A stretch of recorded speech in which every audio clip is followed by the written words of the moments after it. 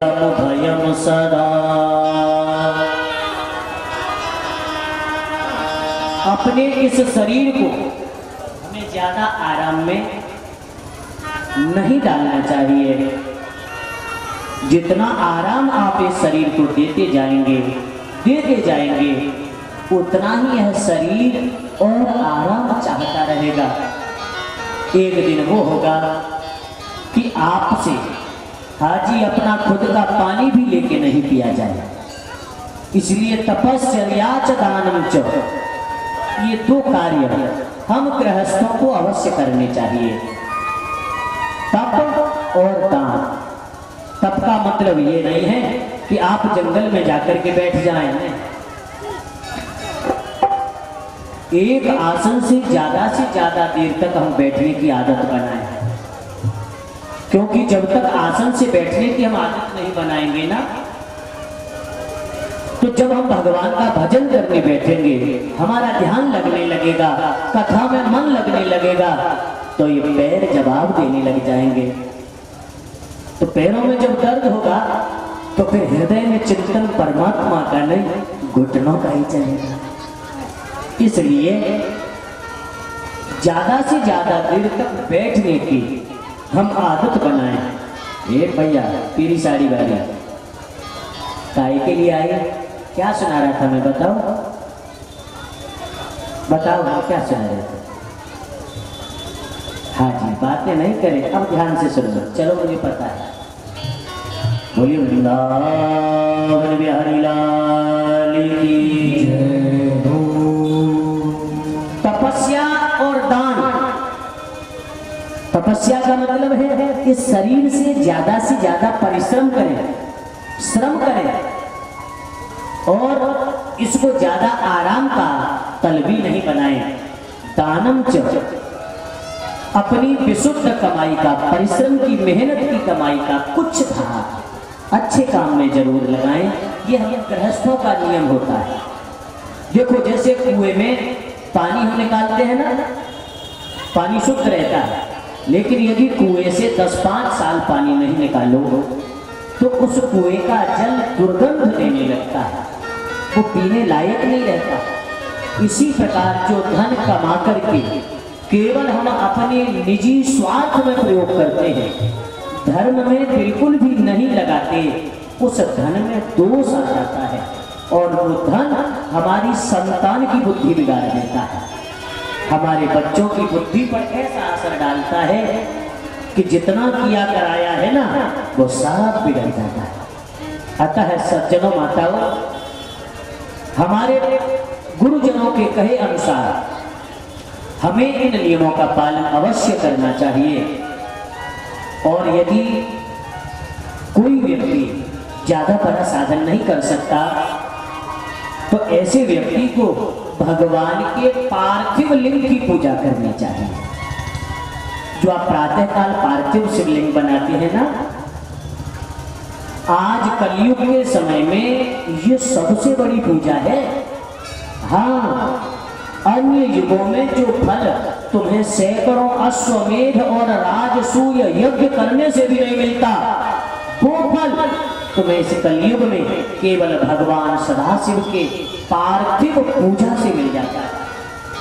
पार्थिव पूजा के बारे में यदि हम बोले तो पूरे दिन की कथा केवल इस पूजा के विस्तार में ही हो जाएगी, लेकिन फिर भी हम इसको बता नहीं पाएंगे, इतना इस पार्थिव पूजा का महात्म्य है। मेरी माताओं, मेरी बहनों, ये ध्यान रखना, यदि इस कलयुग में जब सारे संसार में बुराइयां भर चुकी हैं, ऐसे में भी हम कुछ क्षण यदि भगवान की कथा में आकर बैठे हैं तो सीधा मतलब है कि वो परमात्मा चाहते हैं कि तुम लोग अपने जीवन को बदल लो।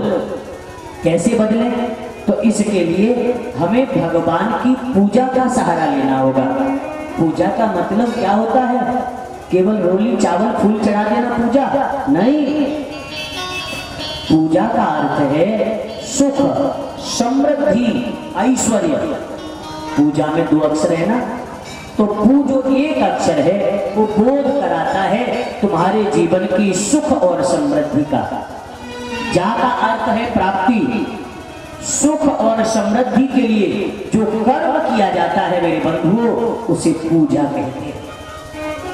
कौन नहीं चाहता अपने घर की सुख समृद्धि? कौन नहीं चाहते? कथा प्रेमी जनों, तो भगवान भोलेनाथ की यह पार्थिव पूजा कलयुग में विशेष फलदायी है। अन्य युगों में तो रत्नमयं लिंगम त्रेतायाम हेम संभवम द्वापरे पारदं श्रेष्ठम पार्थिवं तु कलौ युगे। सतयुग में जो रत्न के दिव्य मणियों का शिवलिंग बना करके पूजा करते थे, उसका बहुत बड़ा पुण्य होता था। त्रेता में वही हेम संभवा स्वर्ण की भगवान शिव की मूर्ति बना करके, शिवलिंग बना करके जो पूजा अर्चना करते हैं, उन्हें बड़ा दिव्य पुण्य प्राप्त होता था। इसके बाद द्वापरे पारदम श्रेष्ठ, द्वापर में पारद के शिवलिंग की पूजा करने का बहुत बड़ा प्रभाव था। लेकिन कलयुग में पार्थिवम तो कलौ युगे, इस कलयुग में सबसे ज्यादा प्रभाव भगवान की इस पार्थिव पूजा का होता है। और इस पार्थिव पूजा को करना भी बहुत आसान है, बहुत सरल है।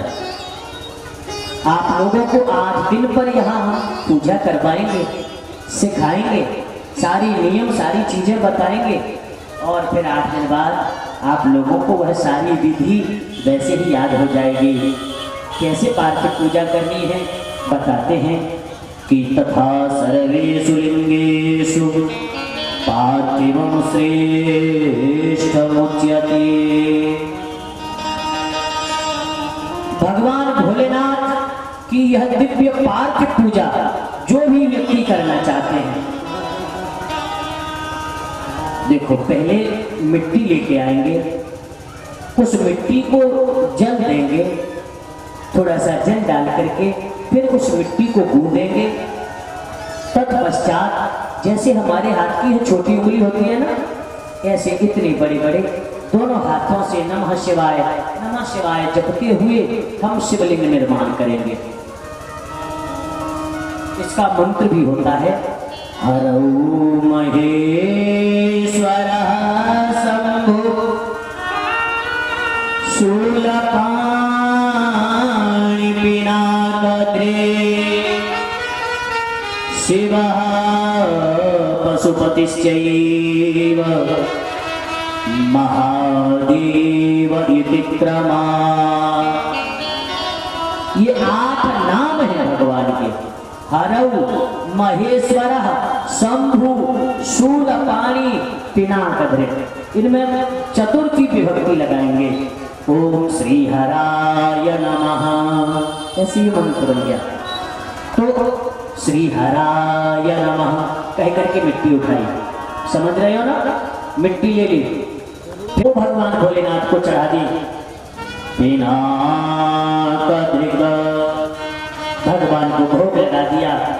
शिवः भगवान की आरती करी। शिवाय नमः केवल एक नाम आरती कर ली। और तत्पश्चात पशुपतये नमः यह बोल करके क्षमा प्रार्थना है प्रभु, हमसे जो जितना बनकर आपकी पूजा करी। और तत्पश्चात महादेवाय नमः यह बोल करके भगवान का विसर्जन भी कर दिया।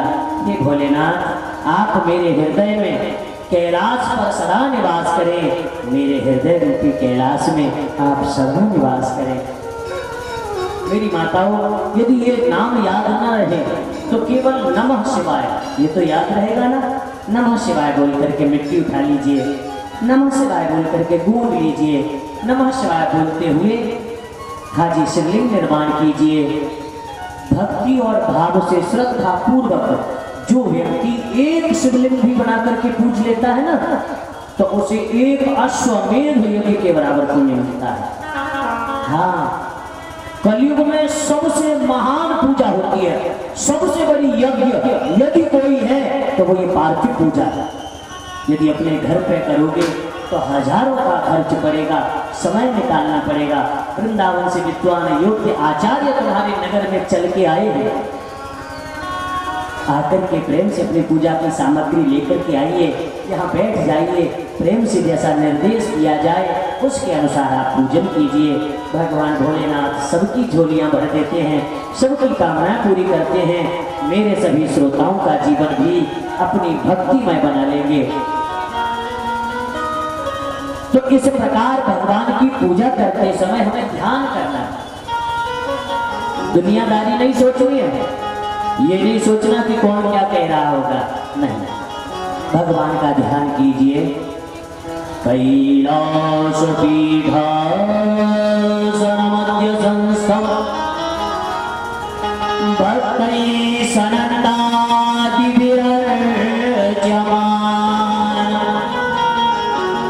भक्तार्पितावानलमप्रमेयम् ध्यायेतु विश्वभूषणम। ये कुछ भगवान के ध्यान है, जो लोग समझ पा रहे हैं मेरी बातों को तो समझिए, और जो ध्यान में बता रहा हूं, पूजा करते समय इस रूप का तुम ध्यान कीजिए। तुम जो पूजा कर रहे हो ना, उसका प्रभाव 100 गुना बढ़ जाए। अपने घर पे हम कोई पूजा करते हैं तो उसका 1 गुना फल मिलता है, यानी घर में हमने पूजा करी तो जितनी पूजा की है उसका उतना ही फल मिलता है। लेकिन यदि उस पूजा को तुम किसी गौशाला में करते हो, जहाँ गाय बांधी जाती है, ऐसे स्थान पर करते हो तो उसका 100 गुना फल हो जाता है। पूजा एक बार करी लेकिन उसका फल 100 गुना हो गया। वही किसी तीर्थ में, नदी के किनारे, सरोवर के किनारे यदि तुम उस पूजा को करते हो तो उसका फल 1000 गुना हो जाता है। और उसी पूजा को किसी तीर्थ में, भगवान के मंदिर में, नदी सरोवर के किनारे यदि आप करते हैं तो अनंत अनंत गुना उसका फल हो जाता है। आप ये मत सोचिए कि अब जिस स्थान पर यह कथा हो रही है आपका नगर है, नहीं, जब तक यहाँ पर यह दिव्य महापुराण विराजमान है तब तक यह स्थान सभी तीर्थों का आश्रय है। यहाँ पर दुनिया के सारे तीर्थ निवास कर रहे हैं। दुनिया के सभी पवित्रतम नदियां, पवित्रतम सरोवर, सभी दिव्य शक्तियां, तुम्हारे इस क्षेत्र में रहने वाले वह सभी स्थानीय देवता यहाँ आकर के प्रेम से बैठकर कथा सुन रहे हैं। और जो लोग कथा सुनने आते हैं उन लोगों के पूर्वज भी उनके साथ आकर के यहाँ बैठ करके यह पावन शिव कथा सुनते हैं और अपने लोग पर लोग को धन्य कर लेते हैं। आदरणीय सज्जनों, तो ऐसे भोलेनाथ का ध्यान पूर्वक हम पूजन करें तो उसका 100 गुना फल तो वैसे ही बढ़ जाता है। ध्यान क्या है? कैलाश पर्वत पर, समझिए ध्यान से, कैलाश पर्वत पर जो कैलाश बर्फ से ढका हुआ है, ऐसा लग रहा है कि जैसे पूरे पर्वत को चांदी से मढ़ दिया गया हो। भगवान सदाशिव मेरे भोलेनाथ विराजमान है, समाधि में बैठे हुए हैं, 3 नेत्र हैं, माथे पर चंद्रमा सुशोभित है, गले में सर्पों के हार हैं, व्याघ्र चर्म जिन्होंने धारण किया है, थोड़ी थोड़ी जिन्होंने हल्की हल्की आंखें खोली हैं और हल्की आंखें खोल करके हमें अपनी कृपामयी दृष्टि से निहारते हुए आशीर्वाद दे रहे हैं। हे माताओं, मेरी बहनों, बंधुओं, इस प्रकार आप भोलेनाथ का ध्यान करें और ध्यान करते हुए पूजन करें। तुम्हारे जीवन में आज जो भी कमियां हैं वो सब मेरे भोलेनाथ पूरी कर देंगे, क्योंकि भोलेनाथ जैसा दाता कोई नहीं है, भोलेनाथ जैसा देने वाला कोई नहीं है। सबकी झोलियां भोलेनाथ भरते हैं। मेरे बंधुओं, इस प्रकार एक बड़ी दिव्य प्रार्थना आज सुबह जब मैं पढ़ रहा था मुझे मिली, मुझे बहुत अच्छी लगी, विशेष तो मैं आप लोगों को भी सुनाता हूँ। सुनना इसका भाव क्या है। तावकस्त्वद्गुणा प्राणस्त्वचित्तो सदा मृडा कृपानिधेति ज्ञात्वा भूतनाथ प्रसीद मे। जो परमात्मा सदाशिव सबको सुख देने वाले हैं, सबके दुखों को हरने वाले हैं और उन सबके अंतस में निवास करने वाले उन सदाशिव के चरणों का मैं दास हूँ। हे मेरे भोलेनाथ, मेरी यह वाणी सदा सर्वदा केवल तुम्हारे नाम गाए, मेरे कानों से सदा सर्वदा केवल तुम्हारी कथा सुनाई दे। जब इन हाथों से मैं कोई कर्म करूं तो वो आपकी सेवा पूजा करूं, और इन पैरों से यदि मैं कुछ कर पाऊं तो आपके दिव्य धामों की यात्रा, आपके धामों का दर्शन करने जाऊं। हे मेरे भोलेनाथ, ऐसे हमारे ऊपर कृपा करना, इतना हमें आशीर्वाद देना। मेरे प्रभु प्रेमी सज्जनों, भगवान श्री वेद व्यास जी महाराज कहते हैं कि जो व्यक्ति विद्या चाहते हैं, कोई परीक्षा की तैयारी कर रहे हैं, या कुछ लोग ऐसे हैं कि बार बार परीक्षा देते हैं और परीक्षा में सफल नहीं हो पाते, ऐसे लोगों को भगवान भोलेनाथ के 1000 पार्थिव लिंग बना करके उनकी पूजा करनी चाहिए, अभिषेक करना चाहिए। विद्या प्रदाता भगवान भोलेनाथ के आशीर्वाद से उन्हें अपार आत्मबल प्राप्त होता है, ज्ञान भी मिलता है। इसलिए मेरे बंधुओं, हम पूजा भी करते चले, और पूजा का मतलब ये नहीं होता कि पढ़ाई छोड़ दें। भैया हम तो पूजा कर आए कथा में, हमें तो पढ़ने की जरूरत नहीं है, ऐसा नहीं। परिश्रम आपको करना है, अध्ययन आपको करना है। जो बातें, जो चीजें आपके समझ में नहीं आ रही थी, अब वो बातें तुम्हारी समझ में आने लगेगी। भोलेनाथ कृपा करेंगे। कहते हैं कि जो व्यक्ति धन चाहते हैं, धन की कमी है, काम धाम नहीं चल रहा, व्यापार में रोज आए दिन नुकसान हो जाता है, ऐसे लोगों को नित्य प्रति 500 शिवलिंग बना करके भगवान का पूजन अर्चन करना चाहिए और उनका अभिषेक करना चाहिए। इससे धन संबंधी सारी समस्याएं समाप्त हो जाती हैं, खत्म हो जाती हैं।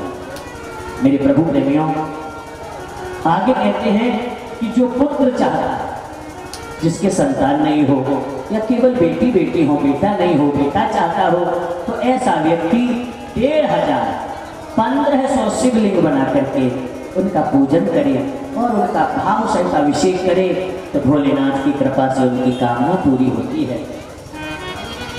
जिसका घर नहीं बन पा रहा हो, कुछ लोगों की कामना होती है कि मेरा घर नहीं बन पा रहा, बहुत प्रयास कर लिया, तो ऐसा व्यक्ति 2000 भगवान पार्थिव लिंग बना करके उनका पूजन करे, अर्चन करे, तो बहुत जल्दी ही वो व्यक्ति अपने घर में पहुंच जाता है, उसका अपना स्वयं का घर हो जाता है। कोई हमारा स्वजन यदि जेल में हो, कारागार में हो, बंधन में हो, या कोई रूठ के चला गया होगा, तो ऐसे लोगों को सहस्रम सार्धमोत्तम 1500 यानी 1500 शिवलिंग बना करके उनका पूजन करना चाहिए, अभिषेक करना चाहिए, तो वह व्यक्ति हमारा स्वजन कारागार से मुक्त हो जाता है और जल्दी ही अतिशीघ्र हम लोगों के बीच में होता है। कहते हैं कि भगवान भोलेनाथ की जो पूजा करते हैं, कुछ लोग कहते हैं भोलेनाथ का नैवेद्य लेना चाहिए, कुछ लोग मना करते हैं कि भोलेनाथ का भोग नहीं लेना चाहिए। तो गुरुदेव क्या करें, यह प्रसाद शिव निर्माल्य ग्रहण करना चाहिए या नहीं? तो कहते हैं देखो, जो हम भगवान को भोग लगाते हैं, भोग हमेशा किसी पात्र में रख करके और सामने लगाना चाहिए। कुछ लोग आपने देखा होगा कि जाकर के शिवलिंग पर चीज चढ़ा देते हैं, तो जो चीज शिवलिंग के ऊपर चढ़ा दी जाती है उसे हम लोग नहीं ले सकते, क्योंकि वह चंडाधिकारों से, वह चंड का अधिकार है। भोलेनाथ का एक गण है जिसका नाम है चंड। उस चंड को भोलेनाथ ने यह आशीर्वाद दिया है कि मेरे ऊपर जो वस्तु कोई चढ़ाएगा वो तुम्हारी होगी। तो वो चंड का अधिकार होता है, उसे हम नहीं ग्रहण कर सकते। पहली बार जो भगवान शिव का भक्त है उसके लिए भगवान शिव का प्रसाद अमृत से भी ज्यादा श्रेष्ठ है। जो व्यक्ति भगवान के प्रसाद को सामने पाकर भी ग्रहण नहीं करता, जैसे किसी ने प्रसाद दिया, लो भैया प्रसाद, कुछ लोग कह देते बाद में लेंगे, समझ लेना इतना कहना ही तुम्हारे पुण्यों को खा जाता है। हाँ, प्रसाद का त्याग नहीं किया जाता, जैसे ही प्राप्त हुआ आदर सहित उसे स्वीकार कर लीजिए, ग्रहण कर लीजिए। तो शिव भक्तों के लिए शिव निर्माल्य, शिव नैवेद्य अमृत से भी लाख गुना श्रेष्ठ है। इसकी कभी अवहेलना नहीं करनी चाहिए, कभी उपेक्षा भी नहीं करनी चाहिए, सदा आदर सहित ग्रहण करना चाहिए। बिना भस्म त्रिपुंड्रे बिना रुद्राक्ष मालया बिल्वपत्रं विना नैव पूजयेत् शंकरं बुधः। अपने माथे पर बिना भस्म का तिलक लगाए, त्रिपुंड लगाए तो बहुत अच्छी बात है, लेकिन बिना भस्म लगाए, बिना रुद्राक्ष की माला पहने और पूजा सामग्री में बेल पत्र न हो तो ऐसी पूजा भोलेनाथ स्वीकार नहीं करते। जो ऐसे ही सुंदे मुंडे घूमते हैं ना, माथे पे तिलक चंदन कुछ नहीं, पूजा करते हैं, वो पूजा बेकार चली जाती है। इसलिए तिलक लगाकर ही पूजा करें। और भगवान भोलेनाथ की पूजा में ये तीन चीजें परम आवश्यक है। तुमसे कुछ बने या ना बने, लेकिन ये चीजें होनी ही चाहिए। भस्म, रुद्राक्ष और बिल्व पत्र, ये तीन चीजें परम आवश्यक होती हैं। और भी जो वस्तुएं हैं वो यदि हैं तो बहुत अच्छी बात है, यदि वो नहीं है तो ये तीन चीजें तो होनी ही चाहिए। बिना इसके बिल्व पत्रम बिना नैव पूजयेत् शंकरं बुधः। जो बिना बिल्व पत्र के पूजा करते हैं वो पूजा व्यर्थ चली जाती है, बेकार हो जाती है। आदरणीय सज्जनों कहते हैं कि भगवान भोलेनाथ की इस प्रकार पूजा जो भी व्यक्ति करते कराते हैं उन्हें धर्म, अर्थ, काम, मोक्ष चारों पुरुषार्थों की प्राप्ति होती है। पाप मूलानि दुःखानि विविधान्यपि सौनका शिवनामैकनस्यानि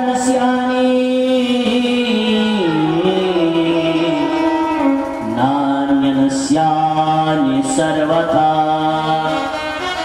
बहुत से काम कर लेने पर भी जब यदि हमारे जीवन के दुख नहीं मिट रहे तो समझ लेना चाहिए दुख का मूल पाप होता है।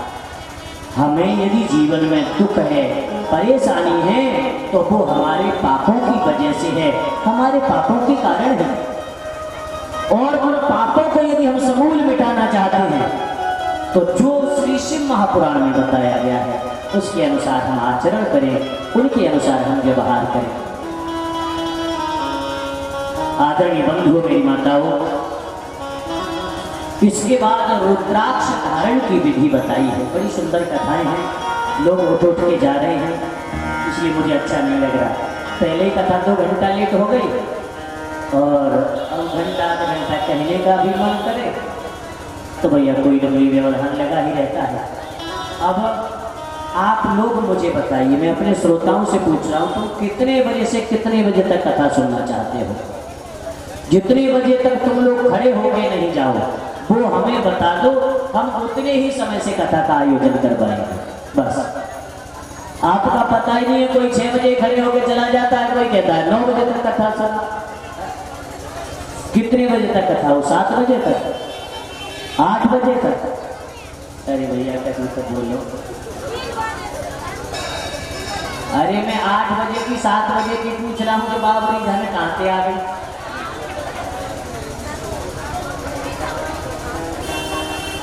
बोलिए वृंदावन बिहारी लाल की जय हो। कल कथा का समय ठीक 3:30 बजे से 7 बजे तक का रहेगा। 7 बजे हम आरती करा लेंगे। हाँ, लेकिन आज थोड़ी व्यवस्था भी नहीं थी।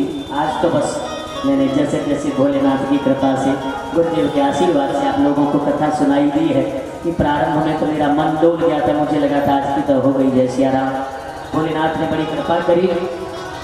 और भैया देखो, ये किसी एक व्यक्ति का आयोजन नहीं है, ये तुम्हारा सबका कार्यक्रम है। हाजीपुर में, नगर में रहने वाले हर धनी का, हर मध्यम वर्गीय का, हर निम्न वर्गीय का, सबका यह आयोजन है। और भैया देखो, समाज में परिवर्तन तब आएगा जब ऐसे आयोजन होते रहेंगे, और यदि आप लोग सहयोग करेंगे तभी तो आयोजन होंगे। हमारी प्रभा भैया बेचारी कई महीनों से भाग रही है, दौड़ रही है, लोग हाँ हाँ करके नाना कर गए है, और अंत में आज व्यवस्थापक के नाम पे यहाँ पर भैया रे मालिकी करने वाले तो दिख जाते हैं, व्यवस्थाएं देखने वाले 2-3-4 लोगों को यदि मैं छोड़ दूँ तो मुझे कोई नहीं दिख रहा। तो मेरे बंधुओं, मैंने आप लोगों से कहा था ना कि तन पवित्र सेवा किए, सेवा करने से शरीर के सारे दोष मिट जाते हैं। आप लोगों का अपना आयोजन है, सामने काउंटर लगा हुआ है, वहाँ पर यहाँ के कथा करवाने वाले जो लोग हैं वो बैठे हैं। आप उसे जो श्रद्धा बने, ज़्यादा से ज़्यादा सहयोग वहाँ पर जरूर करें कि ताकि यह व्यवस्थाएं चलती रहें, कार्यक्रम की व्यवस्थाएं चलती रहें। मैं रोज़ रोज़ नहीं कहता हूँ, लेकिन हाँ आज मैंने कह दिया है आप लोगों से, और कल से जो लोग यहाँ पर दान देंगे ना, उनके नामों की घोषणा होगी। हमारे आचार्य जी यहाँ से खड़े होकर के नाम बोलेंगे, इसलिए आप अपने नाम के अनुसार ही सहयोग करें। बोलिए भक्तवत्सल भगवान की जय हो। आइए अब आज की कथा को प्रणाम करते हैं। कल बड़ा सुंदर चरित्र होगा, नारद जी की झांकी आप लोगों के बीच में है। आइए श्री नारद जी महाराज का दर्शन करिए। भगवान श्री लक्ष्मी नारायण का दिव्य दर्शन आप लोगों को प्राप्त होगा। सब लोग प्रेम से हमारे साथ कीर्तन गाएंगे। भज नारायण भज नारायण भज नारायण भज नारायण भज नारायण भज नारायण भज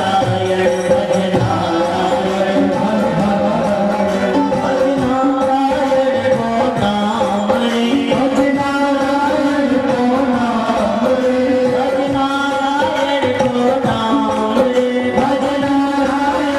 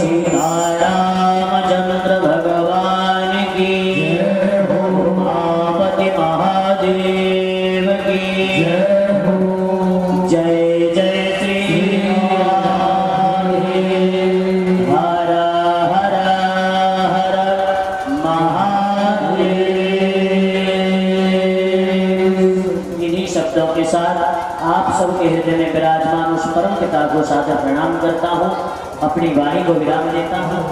आप सभी को सादर जय सिया राम, जय राधे श्याम।